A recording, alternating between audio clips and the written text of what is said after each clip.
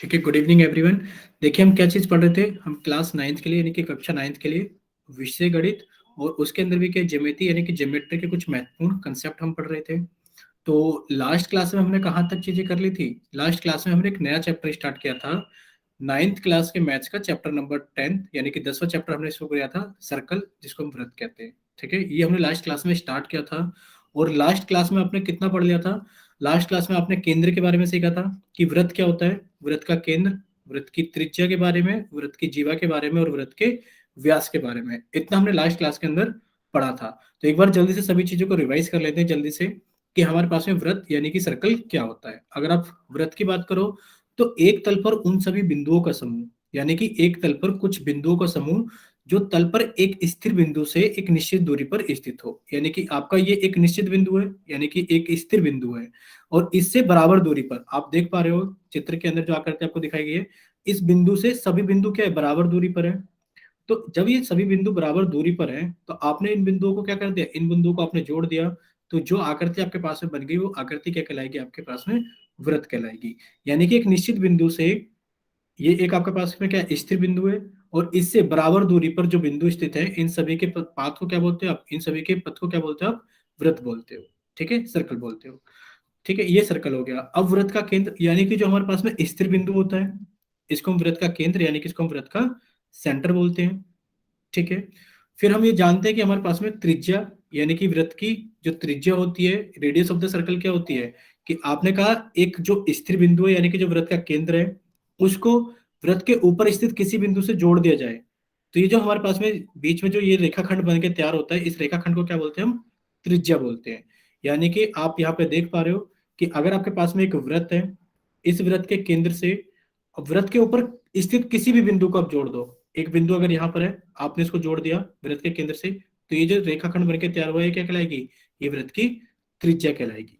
ठीक है, इसी तरीके से आप वृत्त के अंदर देख सकते हो बहुत सारी त्रिज्याएं होती हैं, और सभी को किससे दर्शाया जाता है, सभी को आर, आर से दर्शाया जाता है त्रिज्या को। ठीक है, ये त्रिज्या होती है। उसके बाद वृत्त की जीवा यानी कि कोड ऑफ द सर्कल, यानी कि वृत्त की जीवा क्या होती है।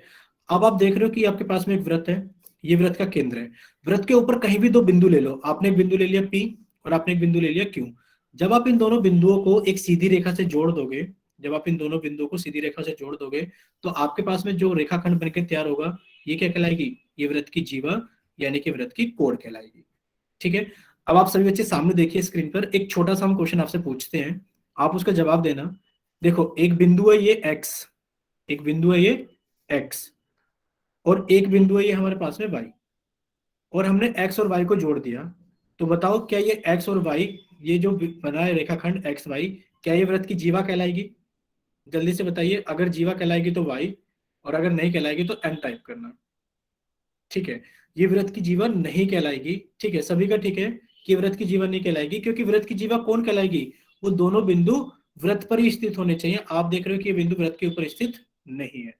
ठीक है, तो आपको जितने भी दो बिंदु अगर आप वृत्त के ऊपर लेते हो, उनको जोड़ देते हो, जैसे कि एक बिंदु आपने ये लिया, इसको हम ए मान लेते हैं, और एक बिंदु आपने ये लिया बी लिया। अगर आप ए बी को जोड़ दोगे तो जो रेखाखंड बनकर तैयार होगा, बताइए कि वो वृत्त की जीवा होगी या नहीं होगी? ठीक है, यानी कि ये वृत्त की जीवा होगी जो रेखाखंड बनकर तैयार हुआ है ए बी। ठीक है, ठीक है, ठीक है। अब आप हमें एक चीज और बताइए, इसको तो हम सभी को इरेज कर देते हैं। आपसे एक क्वेश्चन और पूछा जा रहा है, आपके साथ सभी बच्चे सामने देखेंगे। तो हमने एक और वृत्त के अंदर कुछ लाइन बनाई है, आप इसको देखिए, बताइए ये वृत्त की जीवा है या नहीं। ये वृत्त के केंद्र से, ये वृत्त के केंद्र से होकर जा रही है, और इसका नाम है ए बी। बताइए क्या ए बी वृत्त की जीवा है? बताइए क्या ए बी वृत्त की जीवा है? ठीक है, हाँ, ये हमने लास्ट क्लास में भी पढ़ा था कि जो भी दो बिंदु वृत्त के ऊपर स्थित होते हैं, उन दोनों को जोड़ने से जो रेखाखंड बनकर तैयार होता है, वो क्या कहलाता है, वृत्त की जीवा कहलाता है। ठीक है, अब हम देखते हैं वृत्त का व्यास यानी कि जो वृत्त का डायमीटर ऑफ द सर्कल क्या होता है।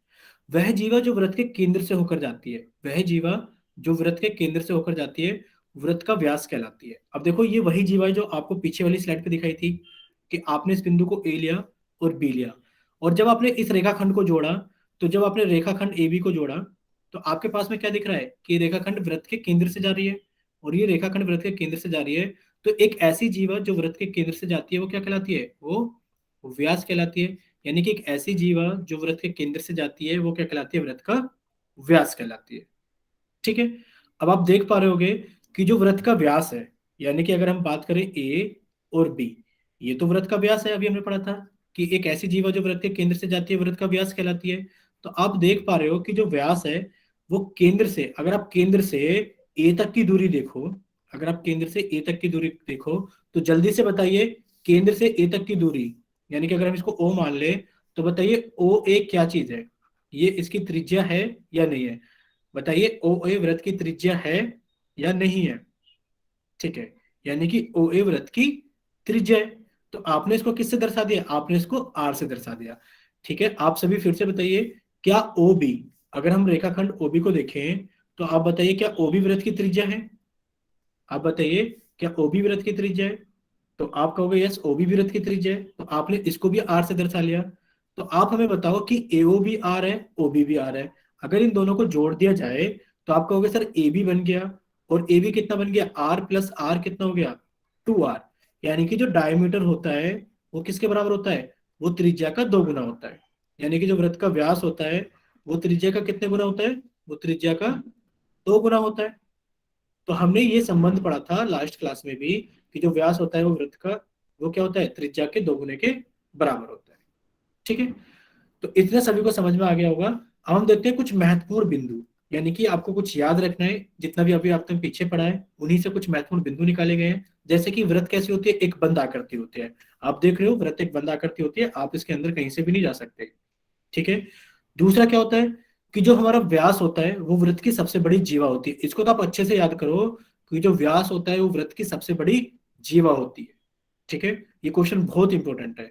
और तीसरा हमारे पास में क्या है कि जो वृत्त का व्यास होता है, कि वृत्त का व्यास वृत्त को 2 बराबर हिस्सों में यानी कि बराबर भागों में विभाजित करता है। आपके पास में एक वृत्त है और वृत्त में आपने उसका एक व्यास बना लिया, वृत्त के अंदर क्या कर लिया, आपने उसका एक व्यास बना लिया।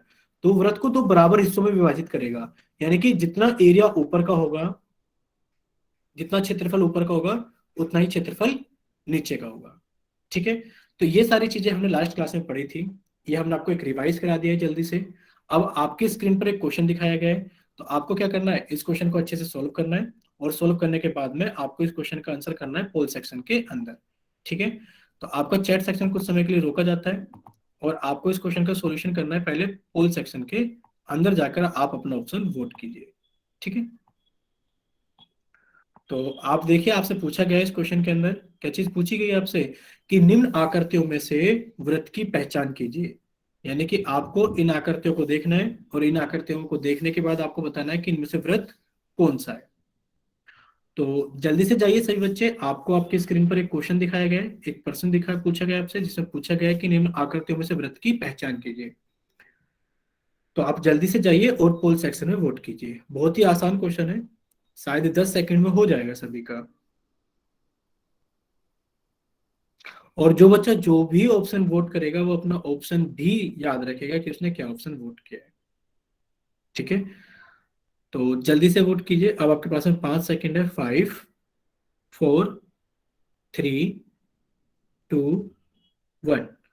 अब आप जल्दी से जाइए चैट सेक्शन के अंदर, कमेंट सेक्शन में सिर्फ अपना ऑप्शन टाइप करेंगे, A B C या D।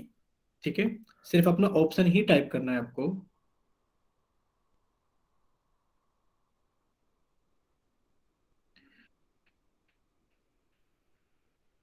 ठीक है, ये क्वेश्चन लगभग लगभग सभी का ठीक है, क्योंकि आपसे एक बहुत ही आसान क्वेश्चन पूछा गया था। अब सब बच्चे सामने देखेंगे स्क्रीन पर, पूछा गया है निम्न आकृतियों में से व्रत की पहचान कीजिए।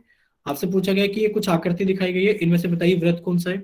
देखो व्रत के बारे में हम जानते हैं कि व्रत एक स्थिर बिंदु से ऐसा होता है कि वो स्थिर बिंदु से उसकी दूरी क्या होती है, बराबर होती है। अगर आप देखो ये स्थिर बिंदु अगर हमने मान लिया O, तो अगर ये दूरी और क्या ये दूरी बराबर दिख रही है आपको, ये कहोगे नहीं कि दोनों दूरी तो बराबर नहीं है। अगर हम ए मान ले इसको बी मान ले, तो क्या हमें ओ ए और ओ बी बराबर दिख रही है, आप कहोगे नहीं ओ ए और ओ बी बराबर नहीं है। यानी कि हमारे पास में क्या नहीं है, ए ऑप्शन ये वृत्त नहीं है, यानी कि सर्कल नहीं है।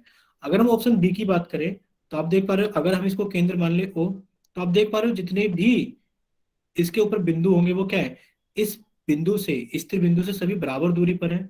अगर इसको ए मान ले, इसको बी मान ले, सी मान ले, डी मान ले, यानी कि ये बिंदु क्या है, सभी बिंदु केंद्र से ओ से बराबर दूरी पर है। तो हमने यही पढ़ा था कि एक ऐसी आकृति जिसके अंदर एक स्थिर बिंदु से सभी बिंदु बराबर दूरी पर हो, वृत्त कहलाता है। यानी कि ये तो हमारे पास में क्या हो गया, वृत्त हो गया। यानी कि इसका बी ऑप्शन क्या हो गया, सही हो गया। सी ऑप्शन तो देखो एक बंद आकृति नहीं है, हमने आपको बताया था महत्वपूर्ण बिंदु के अंदर कि वृत्त कैसी होती है, एक बंद आकृति होती है। तो सी ऑप्शन इसलिए सही नहीं है क्योंकि सी ऑप्शन तो बंद आकृति नहीं है। डी ऑप्शन क्यों सही नहीं है, डी ऑप्शन भी इसलिए सही नहीं है कि अगर आप इसके वृत्त के, अगर आप इसके अंदर कोई बिंदु अगर इसका केंद्र मानोगे तो ये दूरी देखो कम है और ये दूरी क्या है, बहुत ज्यादा है। यानी कि आप कहोगे ओ ए, अगर हम इसको ए मान लें तो आप कहोगे ओ ए और ओ बी बराबर नहीं है, यानी कि यहाँ पर स्थिर बिंदुओं की दूरी बराबर नहीं है। तो आप क्या कह दोगे कि ये भी हमारे पास में वृत्त नहीं है। तो इसका सही आंसर क्या हो गया, इसका सही आंसर क्या है, ऑप्शन बी इसका सही आंसर है कि बी एक वृत्त है। ठीक है, अगर इतना सभी को समझ में आ गया तो जल्दी से एक बार वाई टाइप कीजिए सभी बच्चे, जल्दी से सभी बच्चे वाई टाइप कीजिए। ठीक है राजेश, ठीक है, ठीक है। जिन बच्चों ने दानवीर के नाम से क्लास ज्वाइन की थी शायद उन्होंने ऑप्शन गलती से डी मार्क किया था, तो अभी आपको समझ में आ गया है ना। ठीक है, तो जल्दी से आपको देखिए आपकी स्क्रीन पर एक दूसरा क्वेश्चन दिखाया गया है, आप जल्दी से इस क्वेश्चन को सोल्व कीजिए और सोल्व करने के बाद में आप इस क्वेश्चन का आंसर करेंगे पोल सेक्शन में। आपका चैट सेक्शन कुछ समय के लिए रोका जाता है, जल्दी से इस क्वेश्चन को सोल्व कीजिए और सोल्व करने के बाद में आप मार्क करेंगे इसका आंसर पोल सेक्शन के अंदर। वोट कीजिए जल्दी से। पूछा गया है, एक आकृति आपको दिखाई गई है कि दिए गए वृत्त का केंद्र क्या है, यानी कि आपको यहाँ पर 4 पॉइंट दिए गए, 4 बिंदु दिए गए, ए बी सी और डी। पूछा गया है जो वृत्त आपको जो पहिया दिखाया गया है कौन सा बिंदु उसका केंद्र होगा, ए केंद्र होगा, बी केंद्र होगा, सी केंद्र होगा या फिर डी केंद्र होगा। तो ये भी एक आसान क्वेश्चन है और आपके पास में सिर्फ 10 सेकंड है इस क्वेश्चन को करने के लिए भी। जल्दी से इस क्वेश्चन को सोल्व कीजिए और पोल सेक्शन में अपना ऑप्शन वोट कीजिए।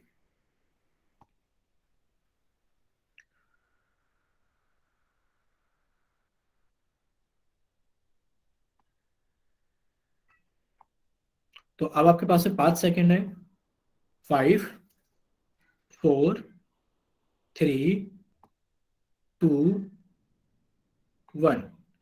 और अब आपका चैट सेक्शन बंद किया जाता है, सॉरी पोल सेक्शन बंद किया जाता है। जल्दी से चैट सेक्शन में जाइए, अपना सिर्फ कमेंट आपको टाइप करना है, ऑप्शन टाइप करना है ए बी सी या डी।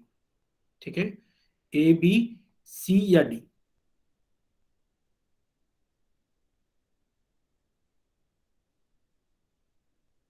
ठीक है, सभी बच्चों का आंसर ठीक है कि आप बच्चे अच्छे से जानते हैं कि जो आपको आकृति दिखाई गई है इसका केंद्र क्या होगा। अभी सभी बच्चे सामने देखेंगे, दिया गया है कि दिए गए वृत्त का केंद्र क्या है, यानी कि आपको एक वृत्त दिखाया गया है और पूछा गया है इस वृत्त का केंद्र क्या है। आप जानते हो कि जो वृत्त होता है वो कैसा होता है कि उसकी जो दूरी होती है बिंदुओं की, एक स्थिर बिंदु से क्या होते हैं वो समान दूरी पर होते हैं।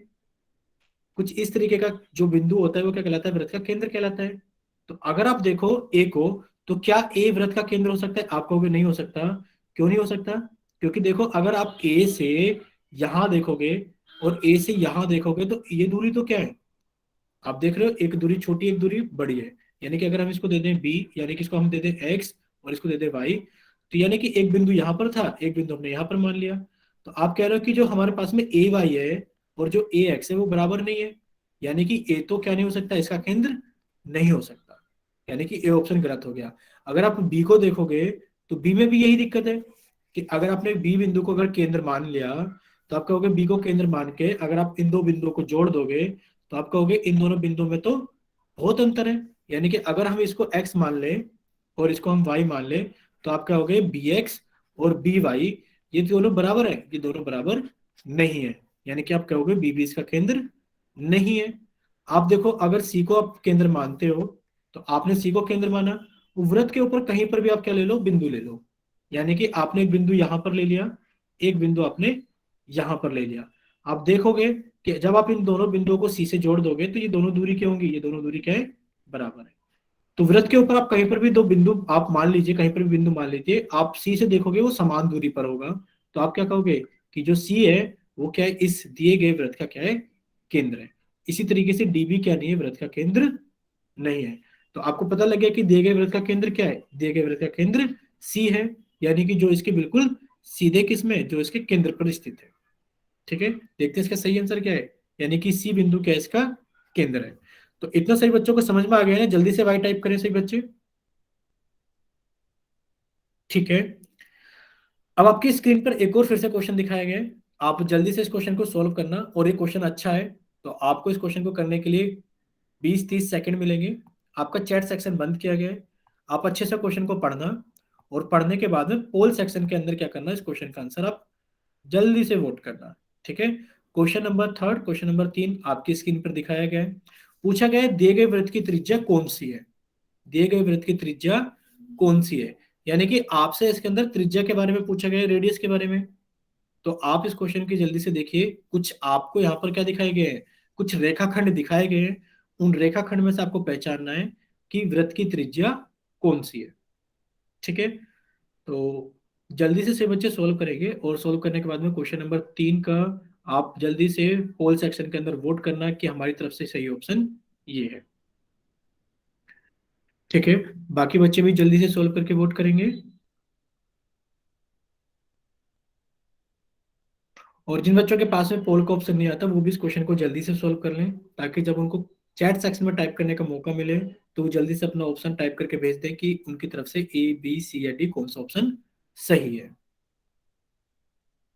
ठीक है, अब आपके पास में 10 सेकंड हो रहे हैं कि आप जल्दी से क्वेश्चन को सोल्व कर लीजिए,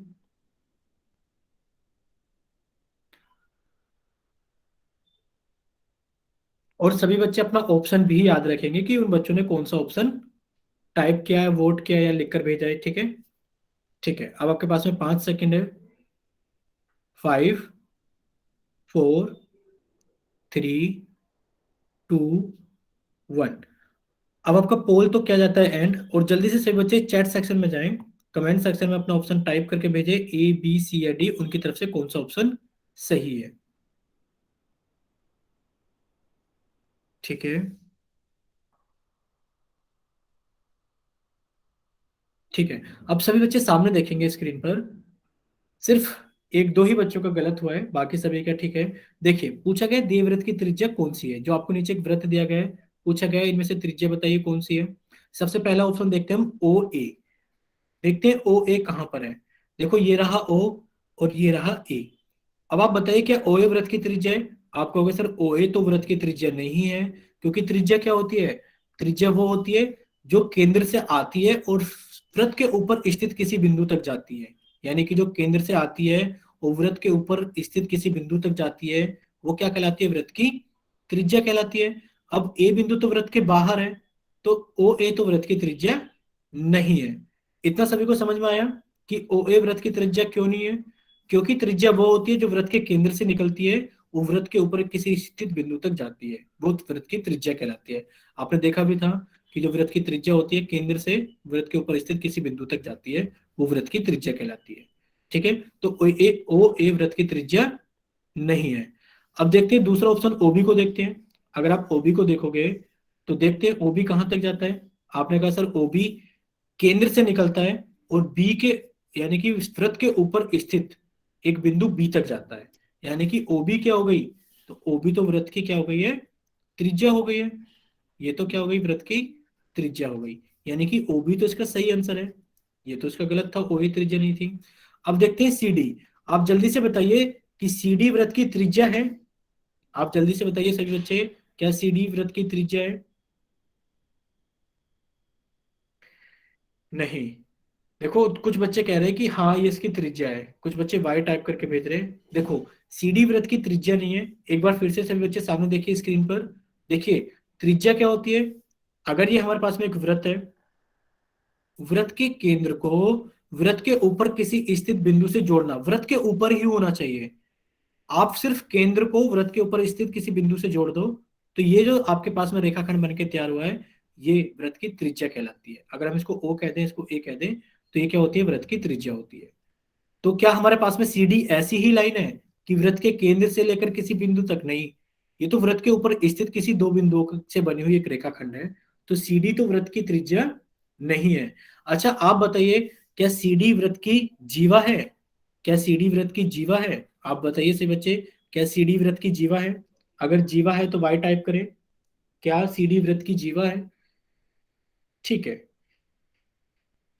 काफी सारे बच्चे बोल रहे हैं हाँ सीडी वृत्त की जीवा है, और ये सच में वृत्त की जीवा है। क्योंकि अब वृत्त की जीवा की भी परिभाषा देख लेते हैं क्या होते हैं। अगर ये हमारे पास में एक वृत्त है, तो वृत्त के ऊपर स्थित किन्हीं दो बिंदुओं को, आपने कहा एक बिंदु तो ये रहा पी, एक बिंदु ये रहा क्यू, वृत्त के ऊपर स्थित किन्हीं दो बिंदुओं को जोड़ने से जो रेखाखंड बनता है वो क्या कहलाता है, वो वृत्त की जीवा कहलाता है। यानी कि जो पी क्यू होगा वो क्या होगा, वृत्त की जीवा होगा।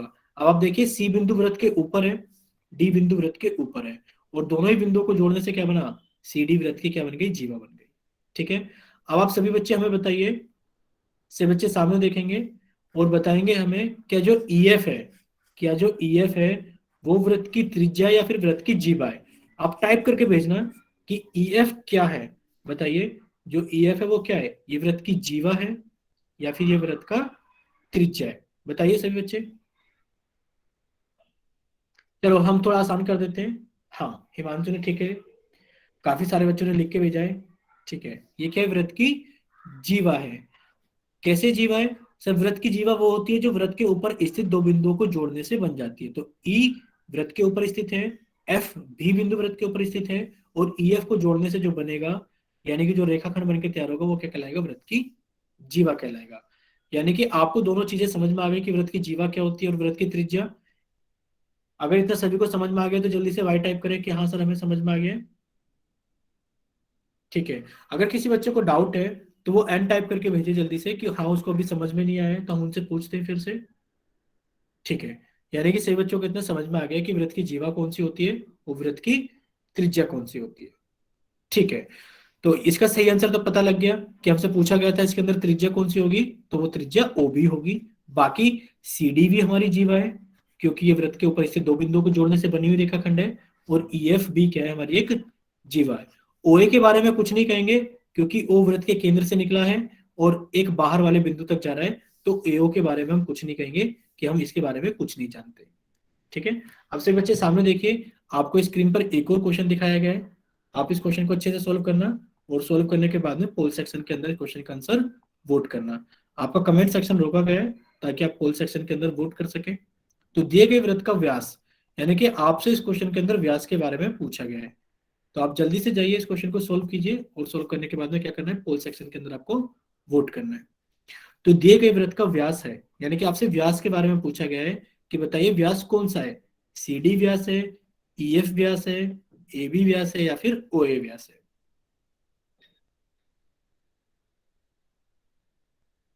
और सभी बच्चे वो भी याद रखेंगे कि उन्होंने कौन सा ऑप्शन वोट किया है या फिर कौन सा ऑप्शन चैट सेक्शन में टाइप किया है।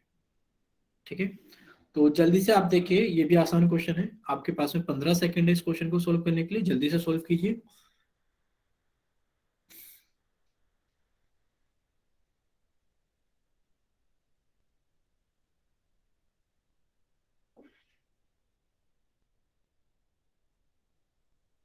अब आपके पास में 10 सेकंड है।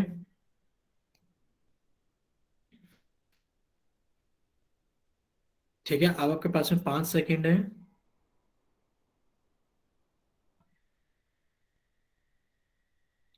ठीक है। 5, 4, 3, 2, 1। अब आपका पोल सेक्शन बंद किया जाता है, और सभी बच्चे जाइए चैट सेक्शन में। आप अपना जल्दी से ऑप्शन टाइप करके भेजना कि हमारी तरफ से ए बी सी है डी सही है। ठीक है।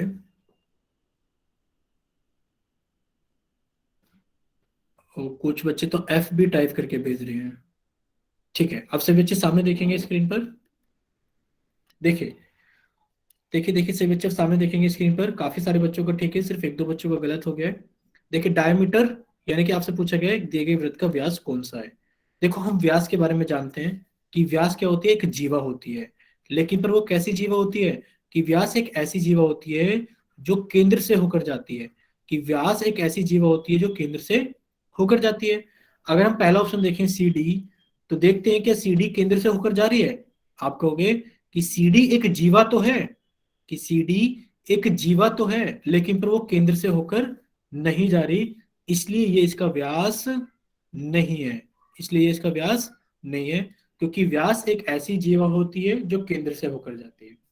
अगर हम ईएफ देखें, यानी कि ये इसका व्यास नहीं है। अगर हम ऑप्शन बी को देखें, ई एफ, देखते हैं ई एफ को। जब आपने ई एफ को देखा तो ई एफ भी एक जीवा है। ई एफ भी क्या है, एक जीवा है, क्योंकि वृत्त के ऊपर स्थित दो बिंदुओं से बना हुआ रेखाखंड है। लेकिन पर ये भी केंद्र से पास, यानी कि केंद्र से नहीं जाती, इसलिए ये भी व्यास नहीं है, क्योंकि ये भी केंद्र से नहीं जा रही। फिर आपसे पूछा गया है, यानी कि आपने कह दिया ई एफ भी क्या नहीं है, इसका व्यास नहीं है। ठीक है, क्योंकि व्यास एक ऐसी जीवा होती है जो केंद्र से जाती है। ये दोनों जीवा तो है, पर ये व्यास नहीं है, क्योंकि ये केंद्र से नहीं जा रहे। अगर ऑप्शन नंबर सी को देखें, ऑप्शन सी को देखते हैं, ए ओ। आपने देखा ए ओ को देखें, अगर इन बाकी दोनों चीजों को मिटा देते हैं, अगर हम ए ओ को देखें तो आप देखोगे ए ओ को, देखिए आपने ओ और ए को मिलाया, तो आप कहोगे कि ये तो जीवा ही नहीं है, ये तो जीवा ही नहीं है। एओ तो क्या है, एओ तो वृत्त की त्रिज्या है। एओ क्या है, एओ तो वृत्त की त्रिज्या है, क्योंकि ये केंद्र से वृत्त के ऊपर स्थित किसी बिंदु को जोड़ रही है। तो ये भी हमारे पास में व्यास नहीं है। अब देखते हैं एबी को।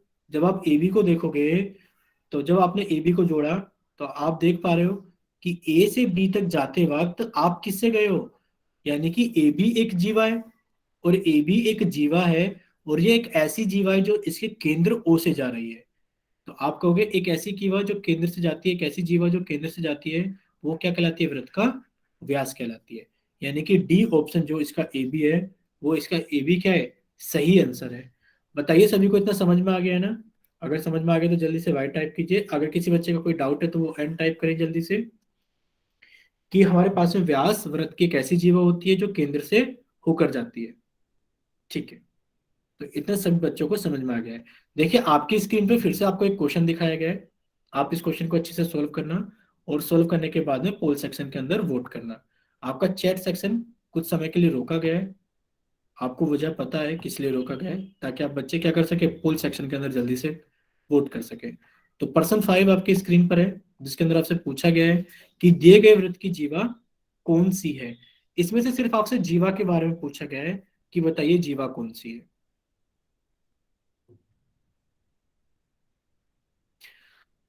तो सभी बच्चे जल्दी से इस क्वेश्चन को सॉल्व कर रहे हैं।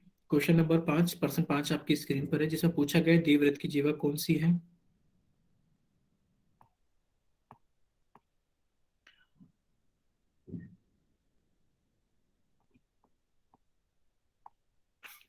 ठीक है, आपके पास में 20 सेकंड है क्वेश्चन को करने के लिए। जल्दी से देखिए कि चारों विकल्प में से ए बी सी या डी में से कौन सा विकल्प इसका सही है। और बच्चों आप अपना ऑप्शन भी याद रखा करो कि आपने कौन सा ऑप्शन वोट किया है, ताकि जब आपको समझाया जाए तो आपको पता लग जाए कि आपने गलत किया है या फिर सही किया है।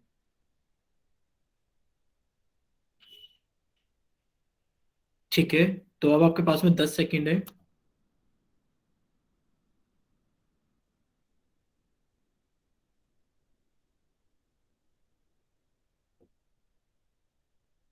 अब आपके पास में 5 सेकंड है।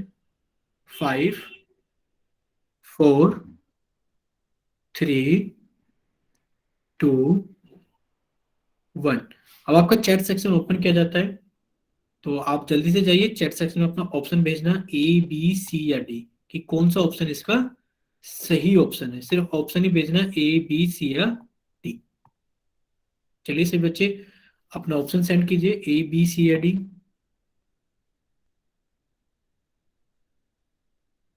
देखो आप देख भी पा रहे हो, काफी सारे बच्चे बी भी भेज रहे हैं, सी भी भेज रहे हैं, डी भी भेज रहे हैं। ठीक है, अब सभी बच्चे सामने देखेंगे स्क्रीन पर, क्योंकि सभी बच्चे अपना ऑप्शन रिपीट कर रहे हैं। देखिए सभी बच्चे सामने, पूछा गया व्रत की जीवा कौन सी है। पूछा गया व्रत की जीवा कौन सी है। एक बार हम सभी को बता देते हैं कि एक बार फिर से तीनों चीज बता देते हैं। देखो अगर आपके पास में एक व्रत है, इस क्वेश्चन को तो भी हम करेंगे, क्योंकि काफी सारे बच्चे काफी गलत आंसर भेज रहे हैं। वो बी भी भेज रहे हैं, सी भी भेज रहे हैं, डी भी भेज रहे हैं। आप देखिए कि अगर आपके पास में एक व्रत है, कि आपके पास में एक व्रत है, ठीक है, अगर आप इसको देख पा रहे हो, तो आप इसके अंदर बताना हमें कि अगर इस व्रत को हमने थोड़ा साइड में कर दिया, उससे बच्चे माइक बंद रखेंगे। देखिए बच्चे माइक बंद कीजिए। जिन्होंने अभी क्लास ज्वाइन की है मुरारी के नाम से, वो अपना माइक बंद रखें प्लीज, वरना तो क्लास से देखो बाहर निकाल दिए जाओगे। देखिए आप देखते हो कि ये हमारे पास में वृत्त का केंद्र है। अगर ये हमारे पास में वृत्त का केंद्र ओ है, तो आप कहोगे कितनी त्रिज्या क्या होती है। सबसे पहले हम त्रिज्या के बारे में सीखते हैं कि ओ से, यानी कि केंद्र को वृत्त के ऊपर स्थित किसी बिंदु से जोड़ देते हैं। वृत्त के ऊपर हमने एक बिंदु ले लिया ए, अगर हम ओ को ए से जोड़ देंगे तो ये हमारी क्या बन जाएगी, ये हमारी त्रिज्या बन जाएगी। क्या बन जाएगी, हमारी त्रिज्या बन जाएगी कि ओ ए क्या हो गई, हमारी त्रिज्या हो गई है।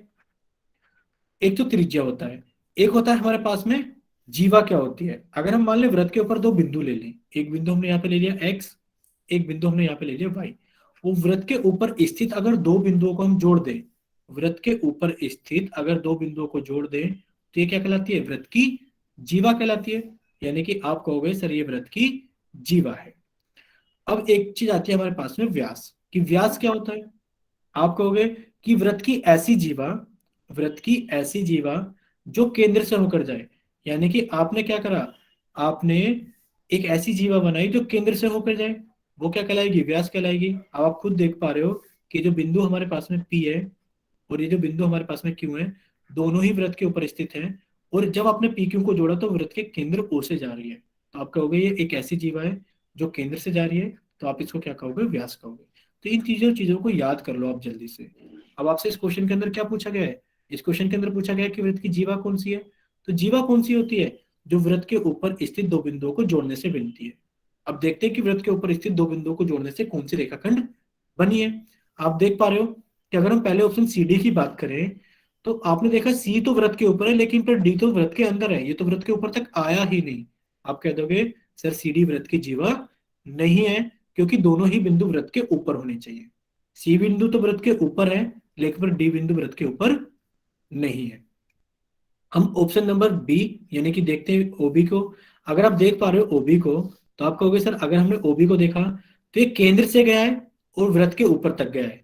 यानी कि दूसरा बिंदु तो वृत्त के ऊपर है। अगर बी बिंदु को देखें, ये तो वृत्त के ऊपर है, लेकिन पर बिंदु ओ तो वृत्त के ऊपर नहीं है। लेकिन पर जीवा जब बनती है जब दोनों ही बिंदु वृत्त के ऊपर होते हैं। तो ओबी भी हमारी क्या नहीं है, ओबी भी हमारी जीवा नहीं है। फिर देखते हैं हम पीक्यू के बारे में। अगर आप पीक्यू को देख पा रहे हो, तो पी बिंदु देखो यहाँ वृत्त के बाहर है और क्यू बिंदु यहाँ वृत्त के बाहर है। ये दोनों ही बिंदु वृत्त के बाहर है, और जब आप पीक्यू को बनाओगे तो ये भी जीवन नहीं बनेगी, क्योंकि दोनों ही बिंदु कहाँ होने चाहिए, दोनों ही बिंदु वृत्त के ऊपर होने चाहिए। अगर आप देख पा रहे हो कि अगर आप बिंदु ई को देख पा रहे हो, तो देखो ये रहा बिंदु ई, ये वृत्त के ऊपर है। बिंदु एफ ये वृत्त के ऊपर है। और जब आप ई और एफ को दोनों को मिला दोगे तो दोनों ही बिंदु वृत्त के ऊपर है, आपने इनको मिलाया। तो जब दोनों ही बिंदु वृत्त के ऊपर होते हैं तो जो रेखाखंड बन के तैयार होता है वो रेखाखंड क्या कहलाता है, आपका जीवा कहलाता है। यानी कि ई एफ क्या है, वृत्त की जीवा है। अब आप जल्दी जल्दी से सही बच्चे बताइए कि आपको इतना समझ में आ गया है ना कि वृत्त की जीवा क्या होती है। अगर समझ में आ गया तो जल्दी से वाई टाइप करके भेजे कि हाँ सर हमें समझ में आ गया है और इसका सही आंसर क्या है, ई एफ है। ठीक है, इतना सभी बच्चों को समझ में आ गया है। तो आपकी स्क्रीन पे फिर से आपको एक क्वेश्चन दिखाया गया है, आप इस क्वेश्चन को अच्छे से सोल्व करना। आपका चैट सेक्शन कुछ समय के लिए बंद किया गया है, या आप जानते हो कि चैट सेक्शन क्यों बंद किया गया है, ताकि आप पोल सेक्शन के अंदर क्या कर सके, अपना ऑप्शन वोट कर सके। तो जल्दी से क्वेश्चन नंबर पर्सन 6 आपकी स्क्रीन पे दिखाया गया है, आप इस क्वेश्चन को जल्दी से अच्छे से सोल्व करें और पोल के अंदर क्या करें, अपना ऑप्शन वोट करें। देखिए, वृत्त का व्यास क्या ज्ञात कीजिए यदि त्रिज्या 3 सेंटीमीटर है। आपसे पूछा गया है कि एक वृत्त है जिसकी त्रिज्या 3 सेंटीमीटर है, तो बताइए उसका व्यास कितना होगा। तो बहुत आसान सा क्वेश्चन है, तो आप जल्दी से इस क्वेश्चन को सोल्व कीजिए। शायद 10-15 सेकंड में सोल्व हो जाएगा ये क्वेश्चन।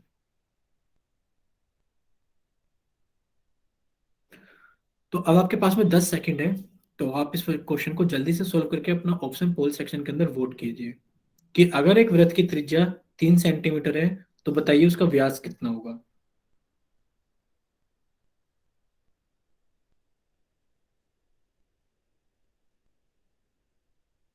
अब आपके पास में 5 सेकंड है।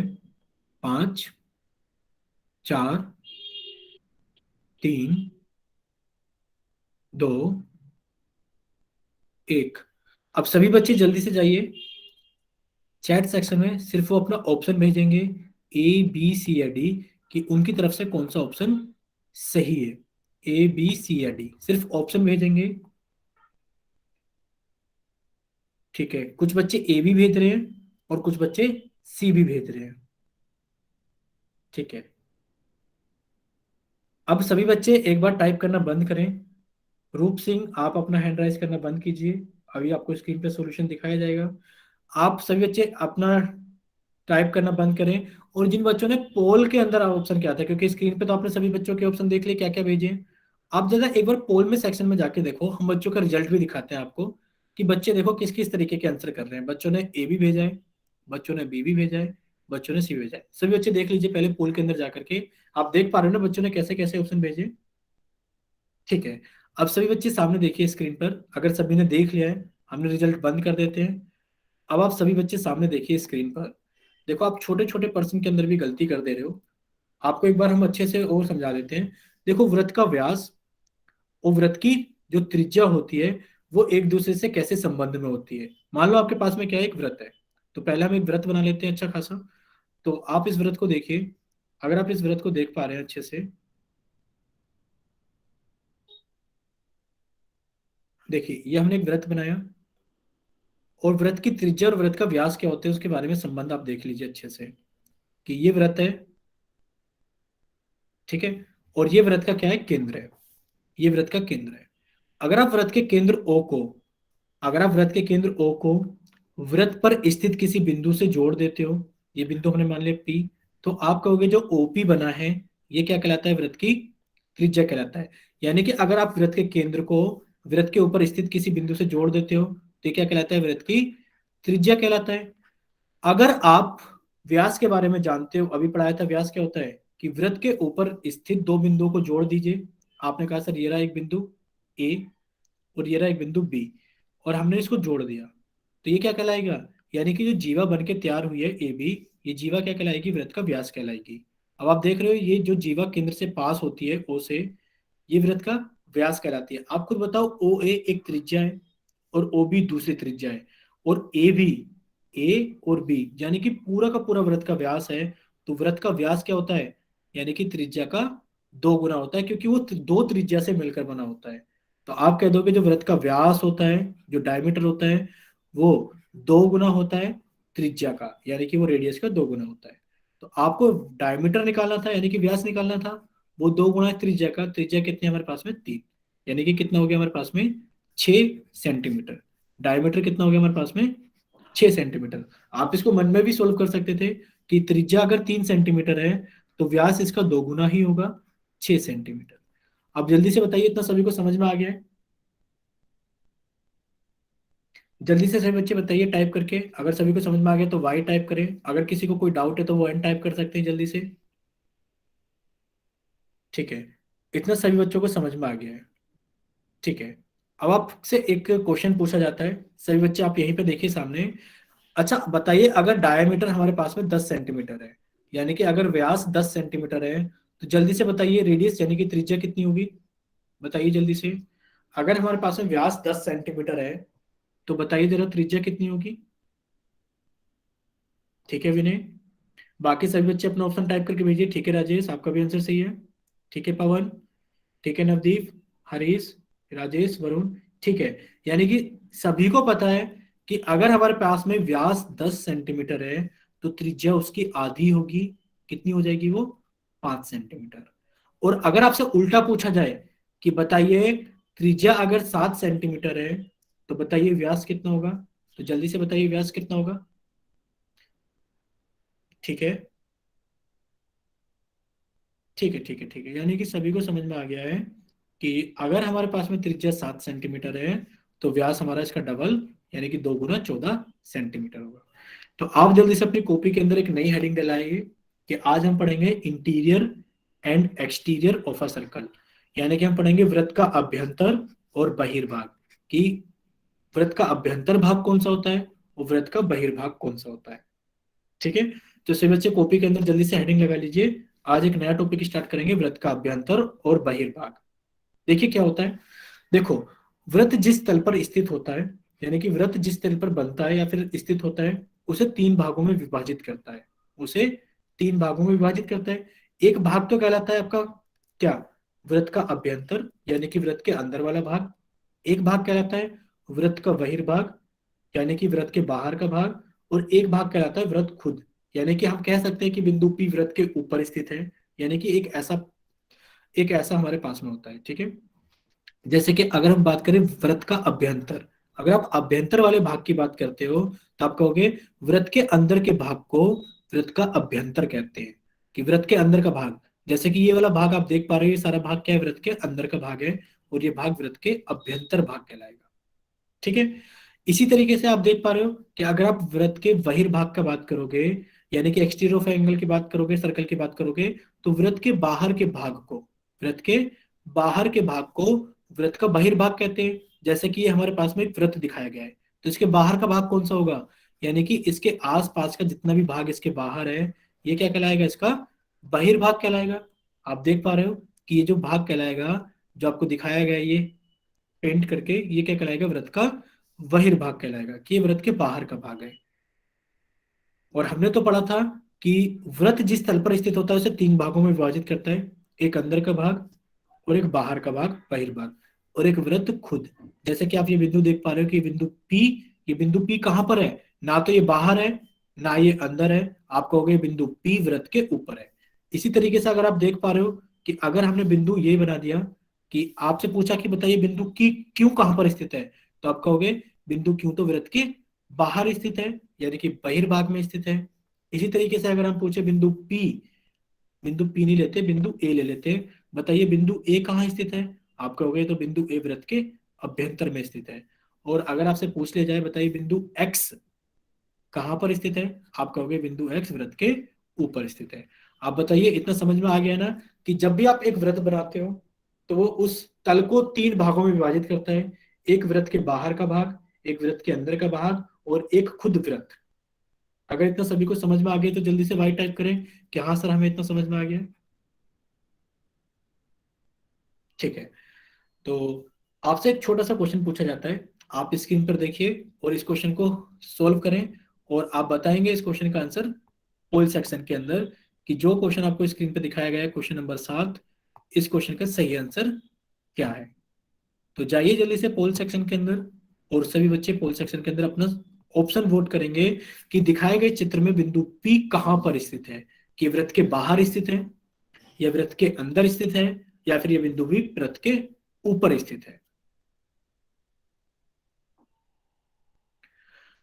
तो जल्दी से जाइए सही बच्चे पोल सेक्शन के अंदर, और प्रश्न नंबर 7 जो आपकी स्क्रीन पे दिखाए गए इस प्रश्न को सोल्व कीजिए, और बताइए कि जो बिंदु P आपको आकृति में दिखाया गया है वो बिंदु P कहाँ पर स्थित है, कि वृत्त के बाहर यानी कि बहिर्भाग में स्थित है, ये वृत्त के अंदर यानी कि अभ्यंतर में स्थित है, या वृत्त के ऊपर यानी कि वृत्त पर स्थित है।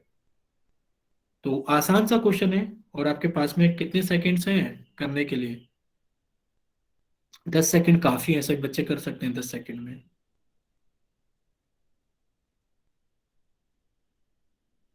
ठीक है, अब आपके पास में 5 सेकंड है, 5, 4, 3, 2, 1। अब जल्दी से सभी बच्चे जाएं चैट सेक्शन में, वो अपना ऑप्शन सिर्फ टाइप करके भेजें, सिर्फ ऑप्शन A B C या D, कि कौन सा ऑप्शन सही है।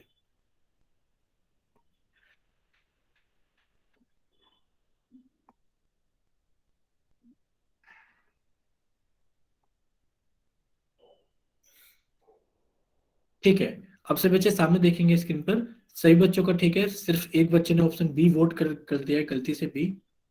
अब हो सकता है गलती से हो गया, उनको समझ में नहीं आया हो। देखिए, चित्र में दिखाया गया है बिंदु P कहाँ पर स्थित है, यानी कि एक चित्र आपको दिखाया गया है और पूछा गया है कि ये बिंदु P कहाँ पर स्थित है। क्या बिंदु P वृत्त के बाहर स्थित है, आप कहोगे नहीं, यानी कि बहिर्भाग में तो स्थित नहीं है। क्या बिंदु P वृत्त के अंदर स्थित है, आप कहोगे नहीं, ये वृत्त के अंदर भी स्थित नहीं है। ये बिंदु P तो हमें कहाँ दिखाई दे रहा है, बिंदु P तो हमें वृत्त के ऊपर दिखाई दे रहा है, तो आप कहोगे बिंदु P कहाँ पर स्थित है, वृत्त के ऊपर, यानी कि वृत्त पर ऑन द सर्कल। ठीक है, यानी कि ऑप्शन सी क्या है इसका सही आंसर है। अब जल्दी से बताइए, सभी बच्चों को समझ में आ गया ना कि बिंदु P कहाँ पर स्थित है, बिंदु P तो वृत्त के ऊपर स्थित है, ना बाहर में ना अंदर। ठीक है, ठीक है, तो आपकी स्क्रीन पर एक और क्वेश्चन फिर से दिखाया गया है, आप जल्दी से सॉल्व कीजिए, और सॉल्व करने के बाद में आप अपने क्वेश्चन का आंसर करेंगे पोल सेक्शन के अंदर, और आपका चैट सेक्शन कुछ समय के लिए रोका गया है। तो जल्दी से जाइए और पोल सेक्शन के अंदर प्रश्न नंबर 8 का ऑप्शन वोट कीजिए कि आपकी तरफ से कौन सा ऑप्शन सही है। पूछा गया है कि वृत्त का केंद्र कहाँ स्थित होता है, यानी कि आपसे पूछा गया है जो वृत्त का केंद्र होता है वो कहाँ स्थित होता है। वृत्त के बाहर स्थित होता है यानी कि बहिर्भाग में, वृत्त के अंदर यानी कि वृत्त के अभ्यंतर में स्थित होता है, या फिर वो वृत्त के ऊपर यानी कि वृत्त पर स्थित होता है। बताइए कहाँ पर स्थित होता है वृत्त का केंद्र।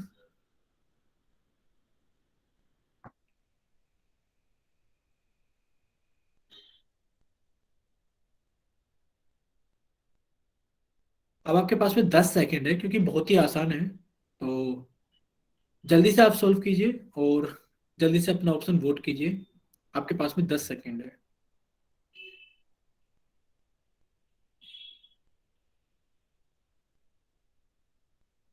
अब आपके पास में 5 सेकेंड है। 5, 4, 3, 2, 1। और जल्दी से जाइए सभी बच्चे, अब चैट सेक्शन में अपना ऑप्शन भेजना, सिर्फ ऑप्शन कि आपकी तरफ से कौन सा ऑप्शन सही है, ए, बी, सी या डी।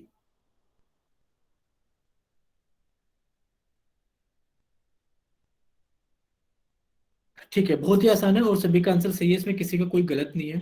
कि पूछा गया है कि बताइए कि वृत्त का केंद्र कहाँ स्थित होता है। सभी बच्चे सामने देखेंगे स्क्रीन पर, आप देख रहे हो कि जब भी कोई वृत्त बनाया जाता है तो जो वृत्त का केंद्र होता है वो वृत्त के कहाँ स्थित होता है, वृत्त के अंदर। आप देखिए, अगर आप कोई व्रत बनाते हो, अगर आप प्रकार से भी कोई व्रत बनाते हो तो आप देख पाते हो कि जो आपका व्रत का जो केंद्र होता है,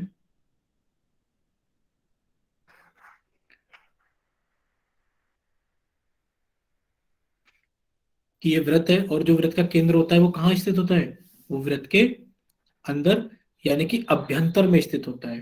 तो ए ऑप्शन भी गलत है, आपका बी ऑप्शन सही है। ठीक है, कि जो व्रत का केंद्र होता है वो कहाँ स्थित होता है, व्रत के अभ्यंतर यानी कि अंदर वाले भाग में स्थित होता है। इतना सभी बच्चों को समझ में आ गया। जल्दी से वाई टाइप करें।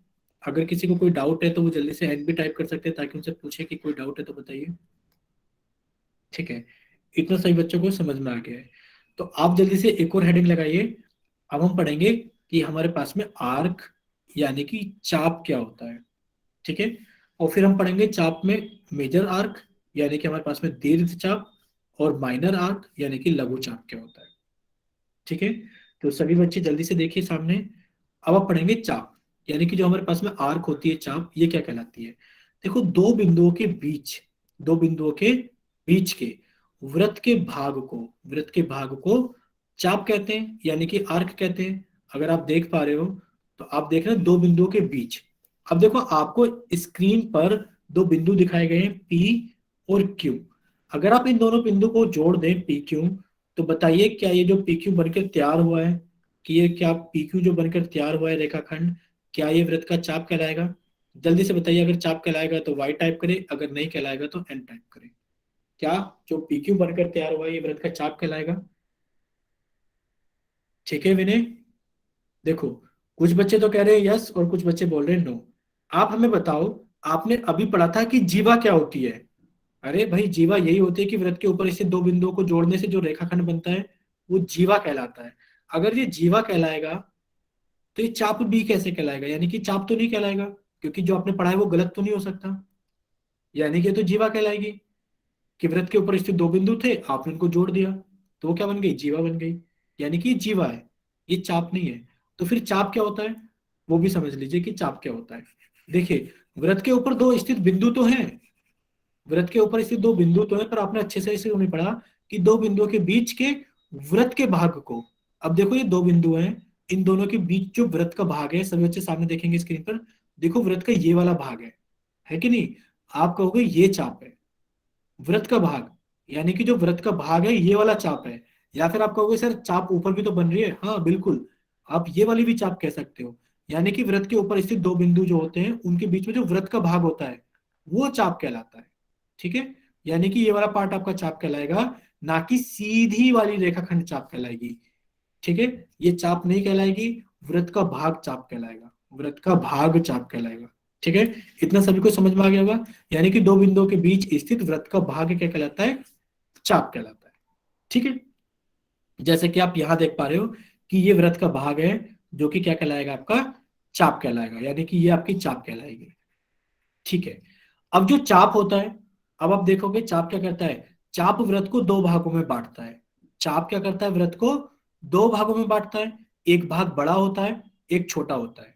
और ऐसा भी तो हो सकता है कि दोनों भाग कैसे हो जाए, बराबर हो जाए। दोनों भाग कैसे हो जाए, बराबर हो जाए। ठीक है। तो जो चाप होता है वो वृत्त को दो भागों में बांटता है। कैसे बांटता है, आप यहाँ देख पा रहे हो कि इस चाप ने क्या कर दिया, वृत्त को दो भागों में बांट दिया। एक तो ये वाला चाप, नीचे वाला, यानी कि एक तो ये व्रत हो गया छोटा वाला, और एक इसके ऊपर भी व्रत है। यानी कि इस चाप ने क्या कर दिया, व्रत को दो भागों में बांट दिया। इस चाप ने क्या कर दिया, इस व्रत को दो भागों में बांट दिया, कि एक नीचे वाला व्रत और एक ऊपर वाला व्रत। ठीक है। अब हो सकता है ये दोनों व्रत कैसे हो जाए, ऊपर वाले नीचे वाले बराबर हो जाए, छोटे हो जाए, बड़े हो जाए। तो सबसे पहले हम ये चीज सीखते हैं कि जो चाप होती है व्रत को दो भागों में बांटती है।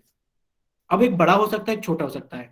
जो भाग बड़ा होगा, अगर कोई भाग बड़ा होगा, तो उसको हम क्या कहेंगे, उसको हम बोलेंगे दीर्घ चाप, यानी कि इंग्लिश में उसको बोलेंगे मेजर आर्क। और अगर कोई भाग छोटा होगा, तो उस वाले भाग को क्या कहेंगे हम, लघु चाप, यानी कि माइनर आर्क। जैसे आप एसएसटी में क्वेश्चन आंसर याद करते हो, तो कुछ बड़े क्वेश्चन होते हैं जिनको आप दीर्घ प्रश्न बोलते हो, और कुछ छोटे क्वेश्चन होते हैं जिनको आप लघु प्रश्न बोलते हो। तो इसी तरीके से याद रखना है कि जो बड़ी आर्क होगी, यानी कि जो बड़ा चाप होगा, उसको हम दीर्घ चाप बोलेंगे, और जो छोटा चाप होगा उसको हम लघु चाप बोलेंगे। ठीक है। इतना सभी को समझ में आ गया होगा कि जो चाप होती है वो व्रत वाला, यानी कि वो व्रत का हिस्सा होती है। और जो चाप है वो एक बड़ी एक छोटी हो सकती है। जो बड़ी चाप होगी उसको हम दीर्घ चाप, यानी कि मेजर आर्क बोलेंगे, और जो छोटी चाप होगी उसको हम लघु चाप, यानी कि माइनर आर्क बोलेंगे। ठीक है। अब हम देखते हैं कि इसको लिखने का तरीका क्या होता है, क्योंकि आप खुद जानते हो कि आपसे कोई पूछे कि बताओ रेखा को कैसे लिखते हैं, तो आप कहोगे अगर कोई रेखा है तो उसके दोनों पॉइंट ऐसे होते हैं, और आप लिखते हो रेखा ए बी। आप ऐसे लिखते हो रेखा ए बी। अगर आपसे कोई पूछे रेखाखंड ए बी लिखना है, तो आप कैसे लिखोगे, तो आप कहोगे अगर रेखाखंड ए बी लिखना है तो हम उसको ऐसे लिखेंगे, ये आपने सीखा था। अगर आपसे कोई बोले कि किरण ए बी लिखना है, तो आप ऐसे लिखोगे किरण ए बी को हम ऐसे लिखते हैं। इसी तरीके से जब हमने रेखा, रेखाखंड और किरण को लिखना सीखा था, कि ये जो ऊपर हमने लाइन लगाई है इनका कुछ मीनिंग होता है। जब इनका कुछ मीनिंग होता है तो हम चाप को कैसे लिखते हैं, तो चाप को हम ऐसे लिखते हैं कि अगर हमारे पास में दीर्घ चाप है, तो हम देखो दीर्घ चाप को ऐसे लिखेंगे कि चाप तो पी क्यू ही है, लेकिन पर वो दीर्घ है, तो उसके बीच में कोई भी एक बिंदु मान लेते हैं, और हमने लिख दिया कि दीर्घ चाप पी आर क्यू। और देखो ये निशान लगाना बहुत जरूरी है, ये निशान आर्क का होता है। यानी कि आपको इस तरीके से एक निशान लगाना होता है, जैसे ये आपको दिखाया गया है। ठीक है। कि आपको कोई भी चाप लिखना है तो आप उसके ऊपर एक ऐसा निशान लगा दोगे। अगर आपको दीर्घ चाप लिखना है तो आप उसके ऊपर कोई भी एक बिंदु मान लोगे, आप लिख दोगे। और अगर आपको लघु चाप लिखना है, तो लघु चाप आप सिर्फ दो बिंदु से लिख सकते हो, कि पीक्यू एक लघु चाप है। अब आपको कैसे पता लगेगा कि पीक्यू एक दीर्घ चाप है, लघु चाप है, तो लघु चाप ऐसा ही दिखेगा, छोटा दिखेगा, ये लघु चाप है। और जो दीर्घ चाप होगा उसके अंदर आप एक बीच में कोई भी बिंदु लेंगे, और इसको आप ऐसे दर्शा दोगे, तो ये आपका दीर्घ चाप हो जाएगा। क्या हो जाएगा आपका, दीर्घ चाप हो जाएगा। ठीक है। तो इतना सभी बच्चों को समझ में आ गया होगा कि दीर्घ चाप और लघु चाप को कैसे लिखते हैं। ठीक है। ठीक है, अगर सभी को समझ में आ गया तो जल्दी से वाइट टाइप करें कि हाँ हमें समझ में आ गया कि चाप को कैसे लिखते हैं, कि चाप को लिखने के लिए ये वाला निशान जरूरी होता है। ठीक है। तो बस आपके सामने एक छोटा सा एक चीज और है, कि अगर हमारे पास में चाप दोनों छोटे बड़े ना होकर दोनों चाप बराबर हो जाए, कि आपने एक व्रत बनाया, वो व्रत के ऊपर आपने जो पीक्यू बिंदु ले लिए वो इस तरीके से ले लिए कि आपका ऊपर वाला आर्क भी, यानी कि ऊपर वाली चाप और नीचे वाली चाप क्या हो गई, दोनों बराबर हो गई। तो जब दोनों चाप बराबर हो जाती है, आपकी दीर्घ चाप और लघु चाप जब दोनों बराबर हो जाती है, तो आप क्या बोलते हो कि उसने दो आधे अर्धव्रत, आधे व्रत का मतलब, अर्धव्रत का मतलब क्या होता है, आधे व्रत, अर्धव्रत यानी कि सेमी सर्कल कहा जाता है। यानी कि आप इसको कहोगे कि ये आपका सेमी सर्कल बन गया है। ठीक है। तो इतना अगर आपको सभी को समझ में आ गया कि दीर्घ चाप, लघु चाप और अर्धवृत्त क्या होता है, तो अब आपका होमवर्क आपकी स्क्रीन पर है। आप जल्दी से अपना होमवर्क स्क्रीनशॉट ले लीजिए, और जिन बच्चों के पास में वर्कबुक नहीं है वो बच्चे भी रुकेंगे, ताकि वो क्वेश्चंस के स्क्रीनशॉट ले सकें। ठीक है। तो ये रहा आपका होमवर्क आपकी स्क्रीन पर। ठीक है। आपको प्रश्नावली 1.1 करनी है। ये आपकी व्रत वाले एक्सरसाइज की है, जो आपको वर्कबुक मिली है, वो व्रत में से आपको करनी है, कि आपको प्रश्नावली 1.1 1.1 पेज नंबर 88 पे मिलेगी। प्रश्नावली 1.2 पेज नंबर 88 पे मिल जाएगी। प्रश्नावली 2.1 ये पेज नंबर 89 पे मिल जाएगी। इसी तरीके से 3.1 3.2 4.1 4.2 सभी बच्चों को करनी है, और नेक्स्ट क्लास में आने से पहले सभी बच्चों का होमवर्क चेक किया जाएगा। ठीक है, तो ये आपका होमवर्क है। और जिन बच्चों के पास में बुक नहीं है वो जल्दी से स्क्रीनशॉट ले लें।